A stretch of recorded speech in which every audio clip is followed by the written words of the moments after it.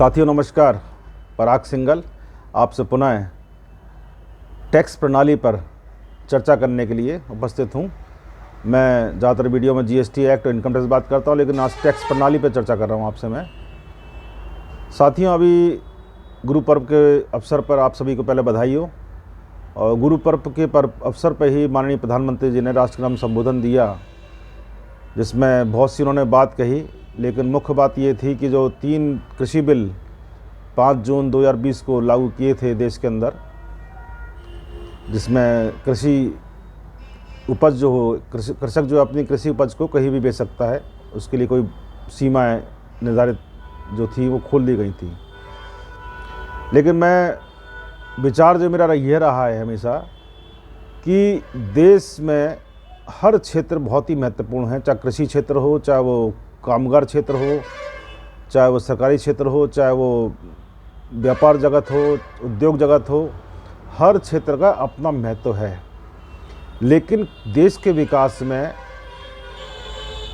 GDP तो आप count कर सकते हैं कि कृषि जीडीपी इतनी है और औद्योगिक जीडीपी इतनी है, लेकिन देश के विकास से होने वाले खर्चे में, जिसमें बहुत सारे विकास हैं, बुनियादी ढांचा विकास है, कृषि क्षेत्र का विकास है, रक्षा क्षेत्र का विकास है, या आविष्कार, नए नए आविष्कार होने हैं, दूरसंचार क्षेत्र है, या प्रौद्योगिक सूचना का क्षेत्र है, इसमें सब में जितना भी खर्चा होता है वो सब उसके लिए पैसे की ज़रूरत पड़ती है। तो आप ये देखते होंगे, ये महसूस करते होंगे कि कृषि क्षेत्र में, जैसा माननीय प्रधान ने बताया कि 1,62,000 करोड़ का उन्होंने किसानों को अनुदान दिया, किसान क्रेडिट कार्ड दिया, सारी फैसिलिटी दे रहे हैं। हम इसको स्वागत करते हैं, हम इसका विरोध नहीं कर रहे हैं। लेकिन मेरा एक हमेशा मानना रहा है कि जो वर्ग जो देश के विकास में महत्वपूर्ण भूमिका अदा कर रहा है, योगदान दे रहा है, उसका प्रोटेक्शन और प्रमोशन अत्यंत आवश्यक है। तभी प्रोडक्टिविटी बढ़ती है, मजबूत होती है। पनिशमेंट नहीं होना चाहिए। ये 4 P हैं जो अपने आप में बहुत महत्वपूर्ण हैं। आप ये विचार करें कि 75वें अमृत महोत्सव मना रहे हैं हम देश में आज़ादी का, और आज 136 करोड़ की आबादी में कितने टैक्स पेयर्स हैं जिनको प्रोटेक्शन मिल रहा है क्या, प्रमोशन मिल रहा है क्या, केवल पनिशमेंट मिल रहा है। मैं अभी नोएडा में एक समारोह हुआ था गौतम बुद्ध बार एसोसिएशन का, उसमें बार काउंसिल ऑफ दिल्ली के vice chairman DK Sharma ji आए थे। उनका मुझे बहुत अच्छा लगा, उनका उद्बोधन बहुत अच्छा लगा। मैं बड़ा उनके विचार करता रहा इस बात को कि उन्होंने टैक्स एडवोकेट्स के लिए कहा कि टैक्स एडवोकेट के भी एडवोकेट हैं। बहुत गहरा अर्थ था उनका कि जितने भी एडवोकेट्स हैं जो प्रैक्टिस कर रहे हैं, प्रोफेशनल्स हैं, उनको अपने ITR दाखिल करने के लिए टैक्स एडवोकेट पे जाना पड़ता है। मैंने प्रारंभ में कहा था एक वीडियो में कि टैक्स एडवोकेट ऐसा एडवोकेट है जहाँ पे कोई भी व्यक्ति जाने में खुशी महसूस करता है, प्रसन्नता से जाता है। बाकी क्रिमिनल है या सिविल है, किसी भी एडवोकेट पे वो जाना पसंद नहीं करता है, मजबूरी में जाता है। तो इसके लिए मैं ये कहूँगा कि टैक्स जो प्रोफेशनल्स हैं, टैक्स एडवोकेट्स हैं, उनको प्रमोशन और प्रोटेक्शन की आवश्यकता है। आपने जैसे उत्तर प्रदेश में अधिवक्ता कल्याण निधि का टिकट लगता है, उसमें जो कलेक्शन होता है 10 रुपये का, उससे अधिवक्ताओं कल्याण की योजना बनाई जाती है। बीमा दिया जा रहा है, 5 लाख का बीमा की घोषणा माननीय मुख्यमंत्री ने करी। लेकिन मेरा प्रश्न वही है सरकार से कि आप मरने के बाद तो बीमा दे रहे हैं, लेकिन जो प्रैक्टिस कर रहा है, जो प्रतिवर्ष जो सरकार को रेवेन्यू दे रहा है, रेवेन्यू जनरेट करा रहा है, और उस जनरेशन में वो इतना इन्वॉल्व हो जाता है, इतना समर्पित हो जाता है कि उसको अपने स्वास्थ्य का ख्याल नहीं रहता। तो स्वास्थ्य की रक्षा के लिए देखिए, मशीन है, मशीन में अगर आप ऑयलिंग करते रहेंगे, ग्रीसिंग करते रहेंगे, उसमें फ्यूल डालते रहेंगे तो मशीन अच्छा काम करेगी। और आप उसमें कहें नहीं साहब मशीन ख़राब हो गई, तभी हम इसको रिपेयरिंग कराएंगे साहब, तभी हम इसकी जो है वो जो भी कुछ करेंगे। तो ये नीति उचित नहीं है। इसी प्रकार से टैक्स पेयर जो है हमारे देश में, टैक्स पेयर कितने हैं, कभी गणना करी? हमेशा मैं गणना करता हूँ और मैं स्टडी कर रहा हूँ इस आंकड़ों की, तो पिछले साल 8 करोड़ 45 लाख ITR दाखिल हुए। कितने लोगों ने टैक्स पे किया? इस साल संभावना है कि 12 से 13 करोड़ ITR दाखिल हो जाएंगे। तो क्या उनको टैक्स पेयर से प्रोटेक्शन है, प्रमोशन है?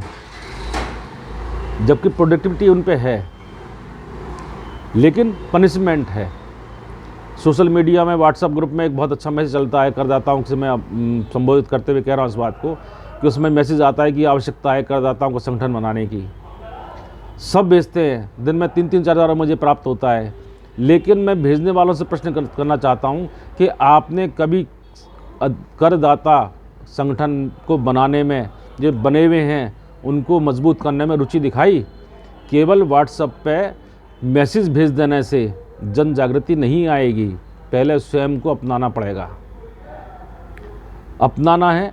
साथ ही मैं ये भी कहना चाहता हूँ कि जो हमारे व्यापारिक संगठन हैं उनके लिए मैंने कहा है कई वीडियो में कि उनको अपनी टैक्स प्रणाली पर एक कमेटी बना करके उस पर अध्ययन करना होगा, हवा में बात नहीं करना है, तभी आपकी प्रोडक्टिविटी सामने आएगी, आपकी वैल्यू सामने आएगी। बहुत ही गंभीर वाली बात है कि देश के अंदर की जो कर प्रणालियां हैं, चाहे वो प्रत्यक्ष कर प्रणाली इनकम टैक्स है, चाहे वो अप्रत्यक्ष कर प्रणाली GST प्रणाली है, उसमें टैक्स जो दे रहा है उसको कहीं भी प्रोटेक्शन नहीं है, प्रमोशन नहीं है, केवल पनिशमेंट है। पनिशमेंट होने के कारण प्रोडक्टिविटी सामने नहीं आ रही है। मेरा ये भी मानना है कि भारत सोने की चिड़िया आज भी है। विश्व के सबसे अमीर देश अगर कहा जाए तो भारत है आज भी, लेकिन उसको पहचान कराने के लिए सरकार को अपनी नीति में और अपनी सोच में और नीति बनाने के धरातल पे, आधार पर विचार करना पड़ेगा। अपनी नीति में, सोच में परिवर्तन करना पड़ेगा। साथियों, बड़ा कष्ट होता है कि हर क्षेत्र के लिए मार्च 2020 से जब लॉकडाउन चालू हुआ तब से फ्री राशन बंट रहा है, जनधन खाते में पैसा आ रहा है, फ्री सिलेंडर बंट रहे हैं, लेकिन टैक्स पेयर को क्या मिला? विचार आप ही करेंगे, सरकार को आप ही दबा सकते हैं।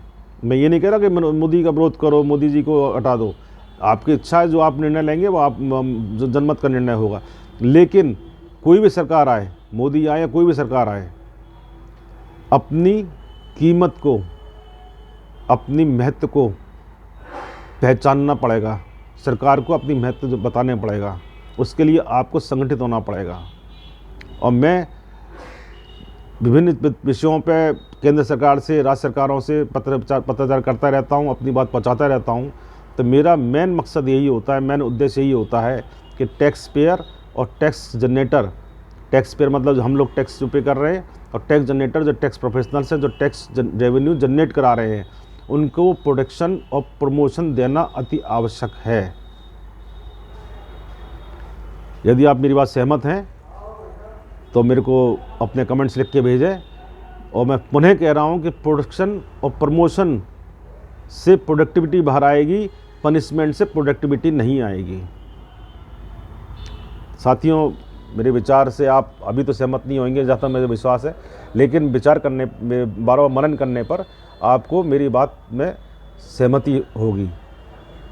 पुनः आपसे अनुरोध करूंगा कि मेरे वीडियो को सब्सक्राइब करें और शेयर करें, अधिक से अधिक शेयर करें, इससे मेरी भावनाएं अधिक से अधिक करदाताओं में, टैक्स प्रोफेशनल में पहुँचे, और यदि मेरी बात सही है तो उसको बल मिले और सरकार तक मेरी बात पहुँचे। और मैं पुनः बता दूं आपको, मेरा एक अखबार में निकालता हूं, टैक्स पत्रिका है, कर जानकारी नाम से, पिछले 12 साल से आगरा से प्रकाशित कर रहा हूं।